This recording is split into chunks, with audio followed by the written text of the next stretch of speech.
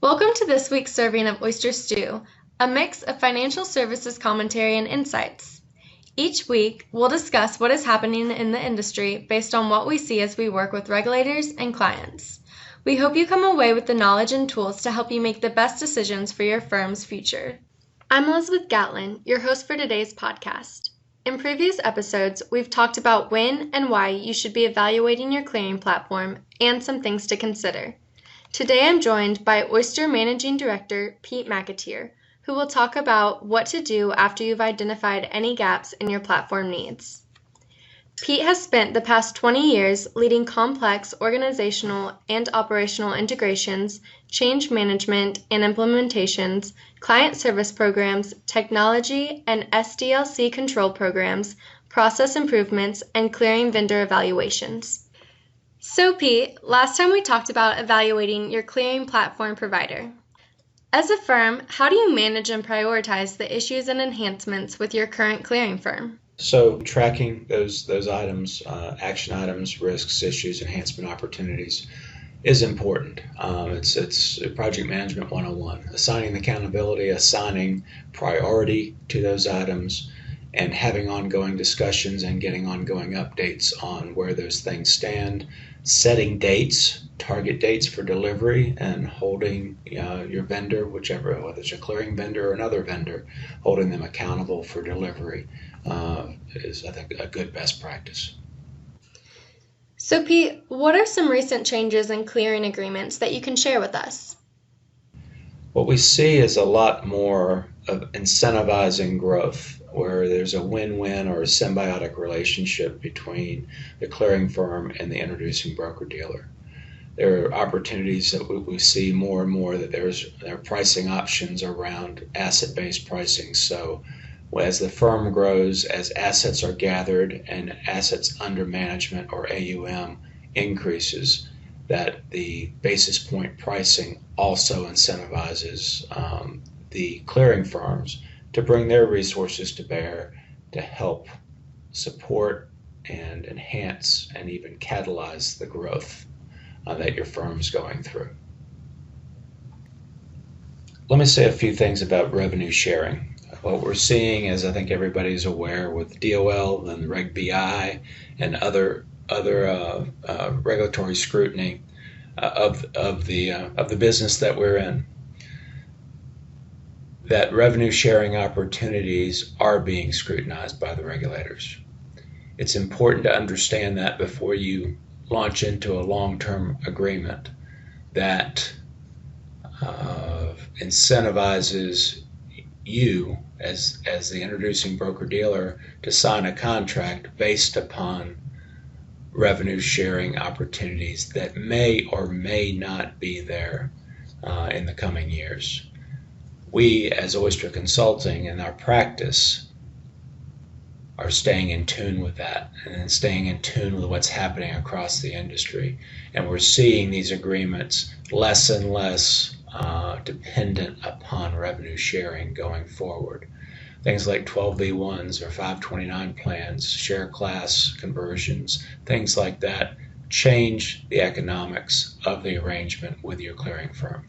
It's important to really understand those opportunities, to understand where those things exist in your P&L, and what the long-term impacts could be if those changes do occur.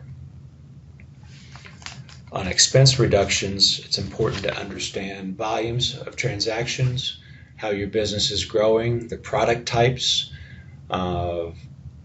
really ensuring that expenses are being scrutinized, and that if there are opportunities with scale, there's some repricing opportunities as well.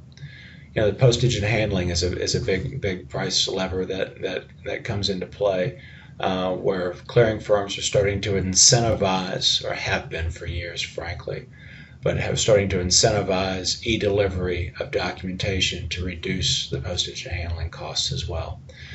The e-delivery shouldn't be a very large cost. The capability maybe should be a subscription, but there should not be any per transaction or per delivery charges in your agreement.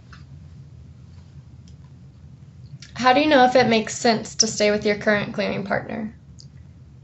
Well, I think after doing a clearing evaluation or clearing assessment, after we fully understand the current state of your firm, we understand what your growth plan and strategy is to get there, and you've evaluated other clearing firms and their abilities to meet your needs, it's important then to do a side-by-side comparison.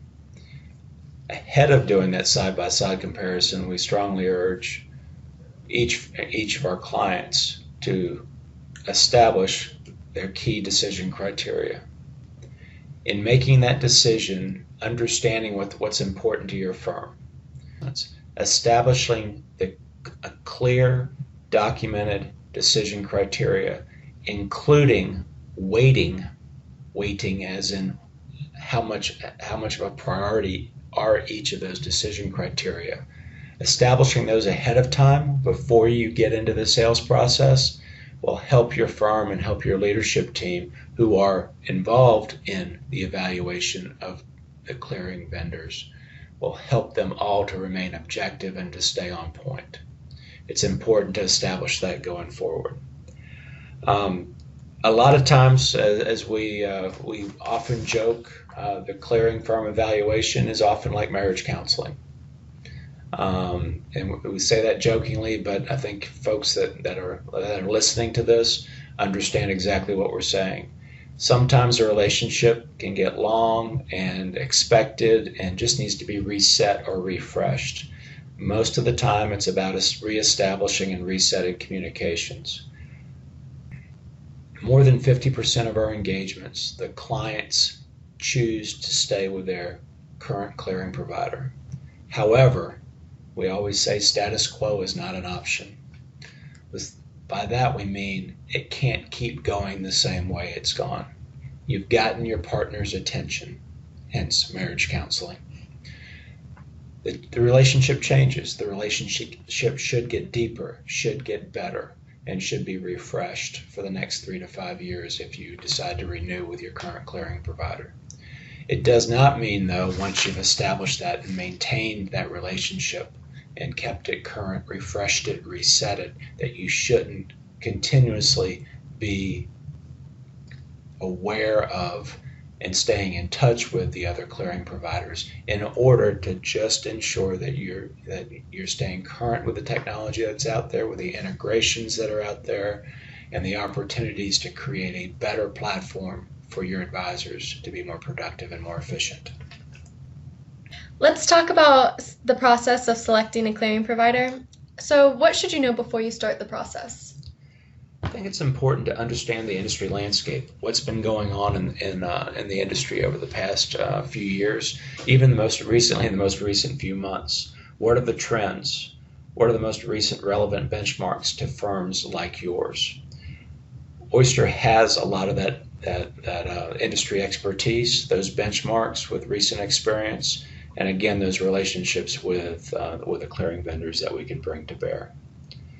It's also important as you're going through this process to make sure that you're transparent with your entire leadership team.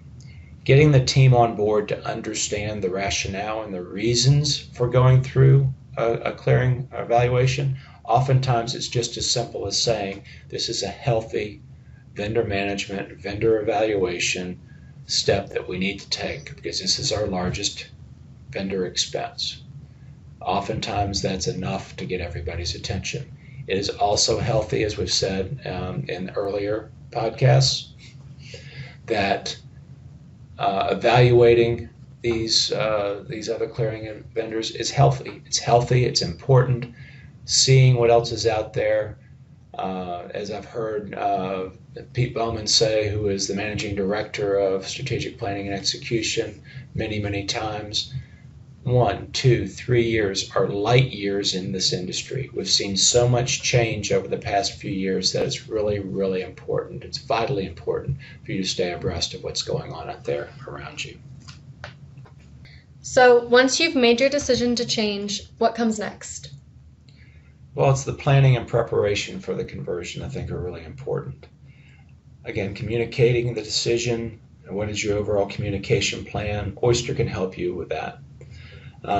Executives must buy in and that must be communicated. To understand that the leadership team made the decision and reached consensus. The leadership team has to be fully on board, and you really, if you have one chink in the armor and someone is out there saying, I don't know why we're making this change, or naysaying the change, it's important that the leadership team presents itself as making that consensus decision that it's in the best interest of the firm, the advisors, and its clients. Explain your business case. What's in it for the staff? What's in it for the users and the folks that are going to be impacted by this change? The business case, I think everybody understands what a business case is about, is what were the problems that we were trying to solve, what we did about it, what was our journey to get to this point, and how are we going to go about managing this change, and how are we going to be supporting the folks that are impacted by the change properly. So what should you take into account before executing your communication plan? You need to think of a communication plan as both internal and external. I think it's important that you communicate clearly why you're changing. What are the key things? If you are making that decision to change clearing platforms, everybody knows it's painful. It's painful to your advisors. It's painful to their support staff, the sales assistants. It's painful to the operations. Those are the internal changes. But most importantly, it's also painful to your clients. Repapering is a challenge. Repapering can be done in more painless ways, or at least painful ways. How your clearing firm can support those efforts and reducing that pain is really, really important. If you're considering that change, what has driven you to this decision? What are the compelling reasons to make you really look hard at making a change? If you decided to make the change, you have to be crystal clear on what those compelling reasons were to make the change, and clearly articulate what the wins are. What's in it for the client? What's in it for your advisors? What's in it for your home office users of the system and the application? It's important to note those upticks, to get everybody excited about the upcoming change, to be looking at the positives, but understanding and being transparent about how you're mitigating or managing the downside, which is the pain of change. The internal communication plan should also involve providing management with updates and talking points. It's important to provide talking points for your advisors that are out there talking to their clients, to give them a script, to give them some key bullets, to stay on message, so that the communication, as decisions are made, as you're going through the conversion process, can be articulated and clearly conveyed out there to the advisors. It's also important to have feedback mechanisms as you're going through the conversion process, to ensure that whether it's client feedback or advisor feedback or internal home office feedback, it's important to ensure that there's a mechanism to capture and hear those internal questions, so they can be managed and responded to in a timely fashion. Oftentimes, the questions are being asked before those decisions are made, and will help inform better decisions that meet the firm's needs. As soon as those key decisions are made and fully vetted and grounded and understood, get those decisions out there. Communicate regularly. Oftentimes we see firms use the most prevalent internal communication mechanisms are their intranet sites, as well as they'll maybe even create a conversion page or a landing page where they can keep all conversion related materials, whether it's training materials or links to training materials or recorded road shows, or the FAQs, most frequently asked questions. Those decisions can be posed out there and can be communicated in such a way. We've also seen email communications go out as monthly status reports on how the conversion is going. And as you get closer to the conversion, there'll be more frequent communications out to the field, or perhaps even town halls or conference calls to give quick updates on a weekly basis as you get closer to conversion date. tracking the conversion metrics, being sure that you've got ability to capture that. Give credit to those folks that are out there working hard to make sure these conversions are happening, that the conversion activities are being done in a timely fashion, decisions are being made, and the hard work, the heavy lifting of executing on the conversion is being recognized and rewarded and acknowledged. Sometimes public recognition is the best form of flattery and recognition. What things should you be doing to ensure your team is ready for the execution? Making sure that you have the appropriate resources in place, I think, is important. If your team's already working 50, 60-hour weeks, adding a conversion on top of that is probably not going to go over well. That's another place where Oyster can help, but there's also other ways to pass along or turn over some key work to other resources within your organization, or perhaps take some of the more manual or administrative type tasks and perhaps support or fortify your existing staff with some temporary associates that can come in and help you for a confined period of time. It's also important to really look at, what are the risks, what are the worries, what are the concerns that are out there. I think to brainstorm ahead of a conversion, just to say, what are you worried about, and ask your field, ask your key advisors, ask some key sales assistants, operations leaders, compliance, especially compliance and legal, to ensure all the right folks you're getting all perspectives of the change and what is worrying them or what's keeping them awake at night. Once you have that laundry list, you can then do a risk assessment of all those risks, ensure that all the right people are weighing in. You can prioritize those risks, you can determine some mitigation strategies, and decide whether or not you're going to act upon those. Identifying what those triggers are for some of those risks is going to be important as well.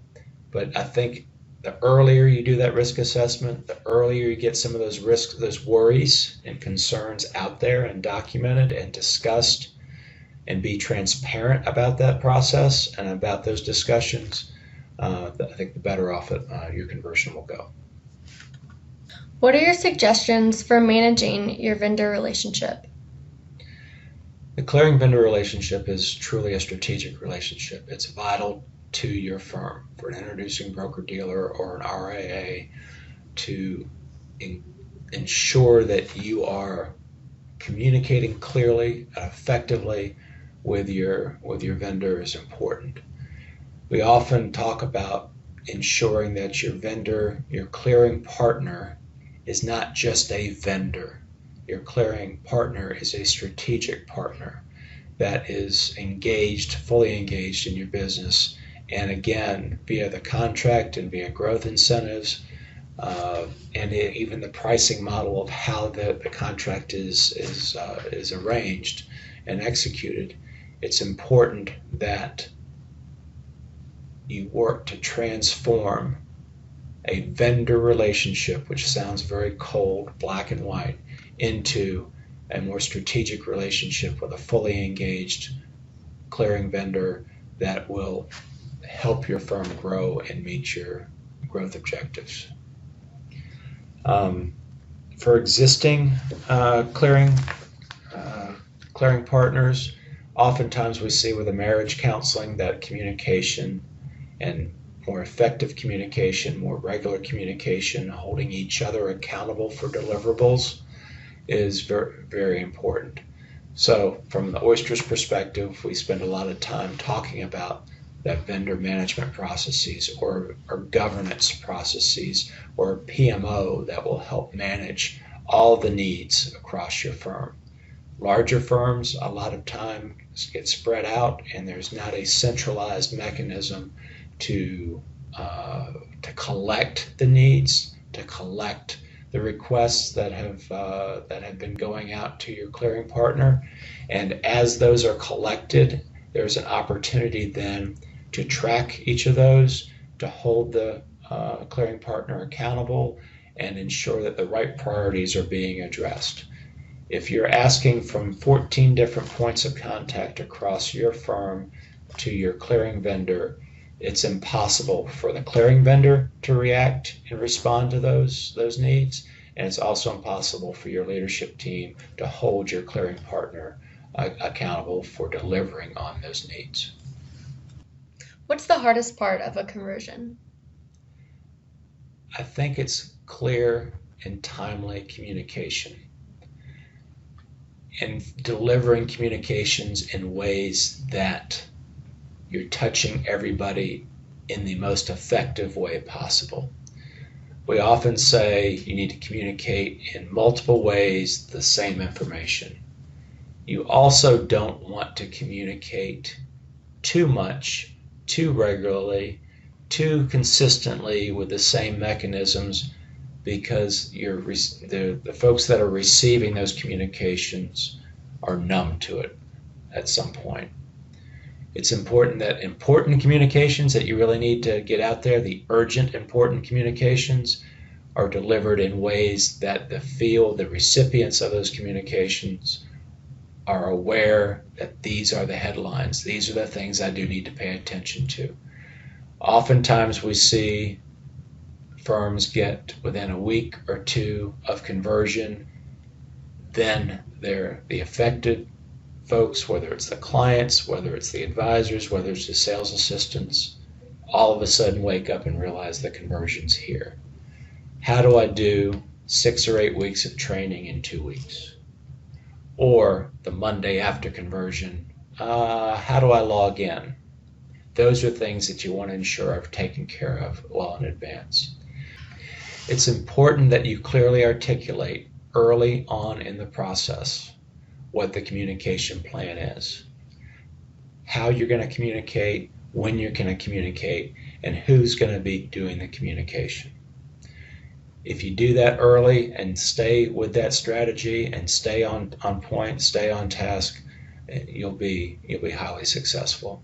There are always going to be folks that don't pay attention, that are busy serving their clients' needs, and it's important though to assess that, evaluate that the closer you get. And I think it's important too, as you do your readiness assessment, which we recommend about 4 to 6 weeks ahead of the conversion, that you do kind of touch base with each of your key constituents, with each of your key branches, and go through a readiness assessment evaluation with them.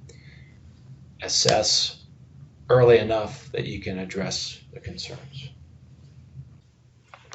Thanks, Pete, for sharing all that. I know there is a lot more to say on the subject, but to be respectful of everyone's time, we'll have one more podcast about how and why Oyster is uniquely positioned to help your firm with the evaluation and potential implementation and change management process. Thanks again for listening to the Oyster Stew podcast. Don't forget to subscribe so we can continue to bring you resources to help you make the best decisions for your firm. If you're struggling with the topic and you'd like us to do a podcast on it, or you'd like a free consultation, feel free to reach out to us at 804-965-5400 or by visiting our website at oysterllc.com.